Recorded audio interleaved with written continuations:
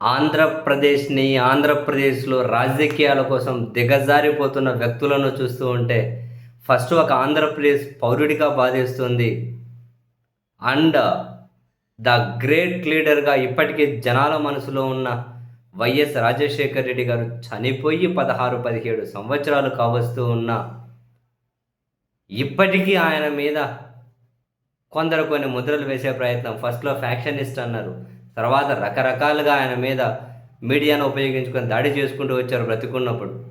తర్వాత చనిపోయిన 16-17 సంవత్సరాల తర్వాత ఆయన మీద మతముద్ర వేయాలి అనే ప్రయత్నం చేయడం పూర్తిగా తప్పుడు వ్యాఖ్యలు, పూర్తిగా దుష్ప్రచారం, పూర్తిగా తప్పుడు ప్రచారాలతోటి వైఎస్ ఫ్యామిలీని ఎదుర్కోలేక, వైఎస్ అనే 2 అక్షరాలను ఎదుర్కోలేక చివరికి మతాన్ని, దేవుడిని వీటిని అడ్డుపెట్టుకుని తప్పుడు ప్రచారాన్ని, దుష్ప్రచారాన్ని చేయడం బాబోయ్! ఎంత దారుణం, ఎంత దారుణం. అది కూడా వైఎస్ రాజశేఖర రెడ్డి గారి గురించి. రాజశేఖర రెడ్డి గారు ఏంటి, మళ్ళీ ఆయన మీద మతముద్ర వేసి రాజకీయానికి దుష్ప్రచారం చేయడం ఏంటి, అసలు పిచ్చెక్కిపోతుంది ఒకసారి.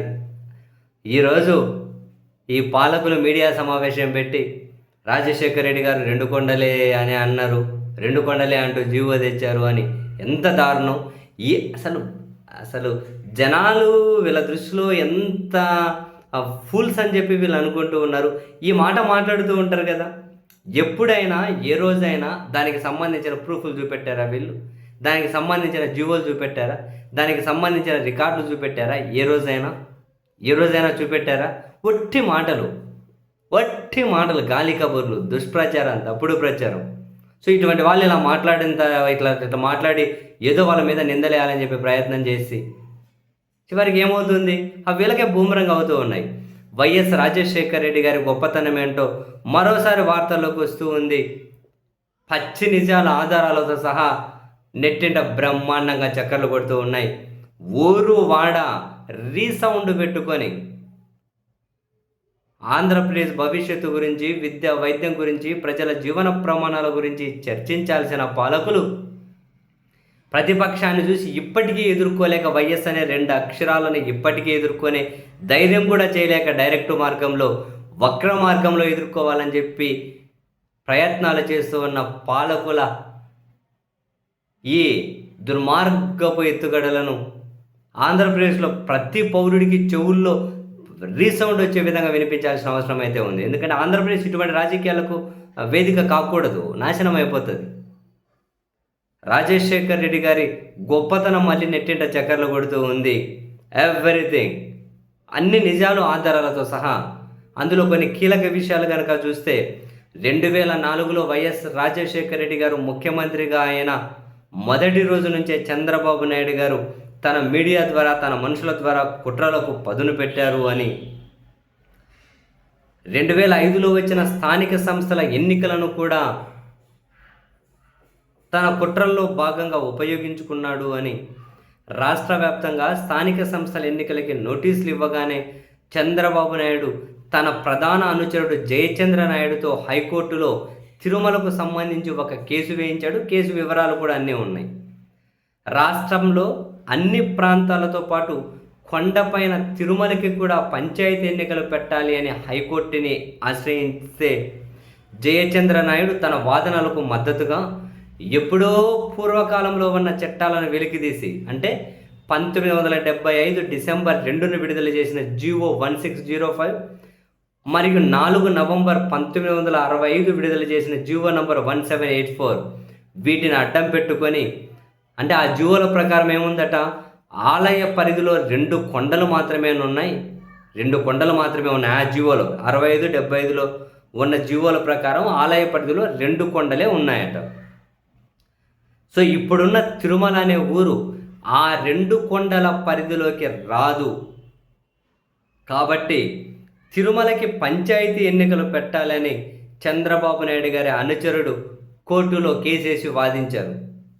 సో ఆనాటి కేసు పూర్వపరాలని చెప్పి తిరుమల తిరుపతి దేవస్థానం versus T Venkata Padmavathamma and ORS number 27 October 2006 మొత్తం కేసు నంబర్లతో సహా ఉన్నాయి, పిటిషన్లతో సహా. సో అప్పుడు వైఎస్ రాజశేఖర రెడ్డి గారి ప్రభుత్వ వాదన ఏంటి, అత్యంత పవిత్రమైన క్షేత్రం తిరుమల, దేవదేవుని క్షేత్రం, అక్కడ ఎన్నికలు పెట్టడం ఏంటి, రాజకీయం చొరబడడం ఏంటి, అక్కడ రాజకీయాలు ప్రవేశించడానికి నేను ఒప్పుకోను అని చెప్పి రాజశేఖర్ రెడ్డి గారు అనడమే కాకుండా అప్పుడు పాత జీవోలలో కేవలం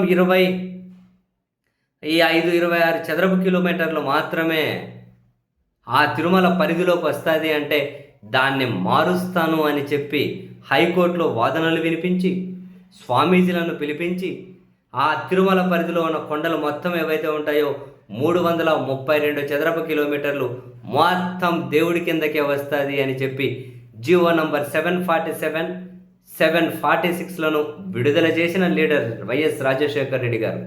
ఇక్కడ మనం నోట్ చేసుకోవాల్సిన, అంతకుముందు ఏ ముఖ్యమంత్రి ఆలోచన చేయలే. ఈవెన్ ఎన్టీ రామారావు గారు తిరుపతి నుంచి కూడా ఎమ్మెల్యేగా గెలుపొందారు కదా, తాను ముఖ్యమంత్రిగా ఉన్నప్పుడు కూడా బహుశా తన దృష్టికి వచ్చిందో లేదో అది వేరే విషయం. కానీ రాజశేఖర్ రెడ్డి గారి దృష్టికి ఇవన్నీ రాగానే ఇమ్మీడియట్గా మొత్తం 7 కొండలు ఒక్కొక్కడకు ఒక పేరు పెడుతూ మరీ జీవోలు. అదిగో ఇటువంటి వాళ్ళు మళ్ళీ ఎవరో ఒకరు భవిష్యత్తులో వస్తారు, ఎన్నికలు అంటారు, అది కుదరదు అని చెప్పి 332 చదరపు కిలోమీటర్లను తిరుమల కొండ కింద, తిరుమల దేవుడి కిందకి తీసుకొని వచ్చేస్తూ జీవోలు ఇచ్చినటువంటి ముఖ్యమంత్రి రాజశేఖర్ రెడ్డి ఎవరి మీద తప్పుడు ప్రచారం చేస్తున్నది. ఎదుర్కోవాలి అంటే విధానాలతో ఎదుర్కోవాలి. ఒకరి మతాన్ని ముందు పెట్టి, దేవుని ముందు పెట్టి తప్పుడు ప్రచారం, దుష్ప్రచారంతో, అది కూడా రాజశేఖర రెడ్డి గారు లాంటి వాళ్ళ మీద. ఇప్పుడు ఎవరు 7 కొండలను జీవోలు తెచ్చింది ఎవరు? రాజశేఖర్ రెడ్డి. 25 చదరపు కిలోమీటర్లు ఉన్నదాన్ని 332 చదరపు కిలోమీటర్లకు మార్చింది ఎవరు? రాజశేఖర్ రెడ్డి. మొత్తం టీటీడీ వెబ్సైట్లో కూడా ఆ ఫోటోలు, ఆ జీవోలు, ఎవ్రీథింగ్ అన్నీ పొందుపరిచి ఉన్నాయి. ఇంకా జీవో నంబర్ 747 అప్పుడు తెచ్చింది ఏంటది? ఒక్క తిరుమలలోనే కాకుండా రాష్ట్రం మొత్తం ఉన్న ప్రముఖ దేవాలయాల సమీపంలో అన్యమత ప్రచారాన్ని నిషేధిస్తూ జారీ చేసిన జీవో నంబర్ 747. ఒక తిరుమల కిందనే కాదు, మొత్తం అన్ని ప్రముఖ దేవాలయాల పరిధిలో కూడా అన్యమత ప్రచారం చేయకూడదు అని. అంతకుముందు దేశంలో ఏ ముఖ్యమంత్రి ఇలా ఆలోచించలే, రాష్ట్రంలో ఏ ముఖ్యమంత్రి కూడా ఈ విధమైన జీవోలు తీసుకురాలే. ఒక రాజశేఖర్ రెడ్డి తీసుకొని వచ్చారు, ఒక రాజశేఖర్ రెడ్డి గారు తీసుకొని వచ్చారు. టీటీడీకి పరిధిలో నడిచే దేవాలయాలు కాకుండా వేరే ప్రముఖ దేవాలయాలు కూడా ఇదే చట్టం వర్తిస్తుందని చెప్పి జీవో తెచ్చిన ముఖ్యమంత్రి అటువంటి రాజశేఖర్ రెడ్డి గారి మీద నా అబండాలు వేసేది, తన మీద నా దుష్ప్రచారం చేసేది అని నెట్టింట అన్ని నిజాలతో మొత్తం ఎవ్రీథింగ్ ఏ ఏ దేవస్థానం కింద ఇలా చేయకూడదని చెప్పి జీవోలు అన్నీ రాసుకుంటూ వచ్చారు. జీవో నంబర్ 746 ఏంటి? మొత్తం 332 చదరపు కిలోమీటర్లు దేవుడి కిందకే వస్తుందని చెప్పి తీసుకొని వచ్చింది. అండ్ ఇందులో చాలా ఉన్నాయి. రాజశేఖర్ రెడ్డి గారు 2004 అప్పుడు అందుకు ఎన్నికలకు ముందు చేసిన పాదయాత్ర ముగియగానే నేరుగా వెళ్ళి దర్శించుకున్నది శ్రీవారినే. 5 సంవత్సరాలు ముఖ్యమంత్రిగా ఉంటే 35 సార్లు తిరుమల వెళ్ళిన రికార్డు సృష్టించిన ముఖ్యమంత్రి. ఏ ముఖ్యమంత్రి ఇప్పటివరకు 5 ఏళ్ల పీరియడ్లో 35 సార్లు తిరుమల పోలే. 35 సార్లు తిరుమల ఏ ముఖ్యమంత్రి వెళ్ళలే, రాజశేఖర రెడ్డి గారు వెళ్ళారు. ఇది ఇప్పటికీ రికార్డు. అంత ఇష్టం ఆయనకు. ఆయనకు మతము, ఆయనకు దేవుడి మీద ఏమంటారు డిఫరెన్స్ ఏంటంటే బాబు, అతను రాజశేఖర రెడ్డి గారి మీద కనీసం ఆలోచన కూడా రాకూడదు. కానీ ఏం చేద్దాం, ప్రస్తుతం దిగజారిపోయినటువంటి రాజకీయాలు. అంతేకాదంట, మనకు తెలియని చాలా నిజాలు ఉన్నాయి. వైఎస్ఆర్ ముఖ్యమంత్రి అయినప్పుడు అంతకుముందు పూజారులకు ఏమంటారు జీతాలు అవి ఇస్తారు కదా, సంభావనలు అంటే అవి లేవంట. రాజశేఖర రెడ్డి గారు ముఖ్యమంత్రి కాగానే ఊరి బాగు కోసం అని చెప్పి పూజలు చేసే పూజారులు బాగుండాలని వాళ్ళ బాగు కోసం పథకాలు తీసుకొచ్చి 5,000 రూపాయలు వాళ్ళకు జీతాలు ఇవ్వడం స్టార్ట్ చేసిన ముఖ్యమంత్రి వైఎస్ఆర్ అట. గుడిలో దీప నైవేద్యం కోసం ప్రతి నెల 3,500 రూపాయలు ప్రతి ఆలయానికి ఇవ్వడం మొదలుపెట్టింది వైఎస్ఆర్ అట. వాళ్ళకు ఆరోగ్యశ్రీ పథకమైన, వాళ్ళ పిల్లలకు ఫీజు రియంబర్స్మెంట్ అయినా ఇవ్వాలి అని చెప్పి ఆలోచించింది వైఎస్ రాజశేఖర రెడ్డి గారు. అంతేకాదట, వేద విశ్వవిద్యాలయం ఏర్పాటు చేసింది ఆయన. ఎవరైనా ఆలోచన చేశారా? అంతకుమించి ఏం కావాలి? వేద విశ్వవిద్యాలయం ఏర్పాటు చేసింది వైఎస్ఆర్. అందులో చదువుకునే విద్యార్థులకి ప్రతి విద్యార్థికి 3 లక్షల రూపాయల ఆర్థిక సాయం చేసింది వైఎస్ఆర్. నాదస్వరం, సన్నాయి, డోలు లాంటివి నేర్చుకునే పిల్లలకు 1 లక్ష రూపాయలు ఇచ్చి ప్రోత్సహించింది వైఎస్ఆర్. అప్పుడు విఐపి దర్శనాలను పూర్తిగా రద్దు చేసింది వైఎస్ఆర్.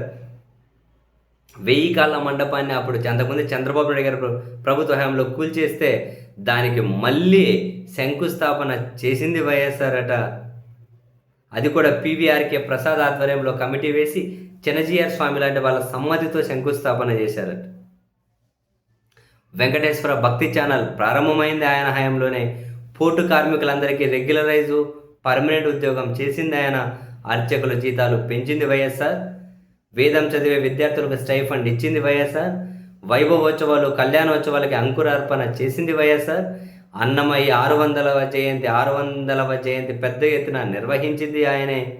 అన్నమయ్యకి 103 అడుగుల విగ్రహం, రామాయణ, భారత, భాగవతాలని తెలుగులోకి అనువదించి ఉచితంగా పుస్తకాలు పంపిణీ చేసింది వైఎస్ఆర్. దళిత గోవిందం పేరుతో స్వామిని అందరికీ దగ్గర చేర్చి మతం మారిన దళితులను తిరిగి హిందూ మతంలోకి తీసుకొని రావాలని చెప్పి కార్యక్రమాన్ని ప్రారంభించింది వైఎస్ఆర్. చరిత్రలో ఎవరూ ఇన్ని చేయలేదట, ఒక వైఎస్ఆరే చేసి చూపించాడు. ఎన్ని రోజులు మీడియా మాయాజలంతో, ఎన్ని రోజులు మీడియాతో మాయ చేస్తారు? ఎన్ని రోజులు? రాజశేఖర్ రెడ్డి గారి మీద ఏంటి ఇవన్నీ? నో, దారుణం. రాజకీయాలు ఇంత దారుణంగా తయారవ్వద్దు బాబోయ్. ఈ పాలకులను చూస్తే భయం వేస్తుంది.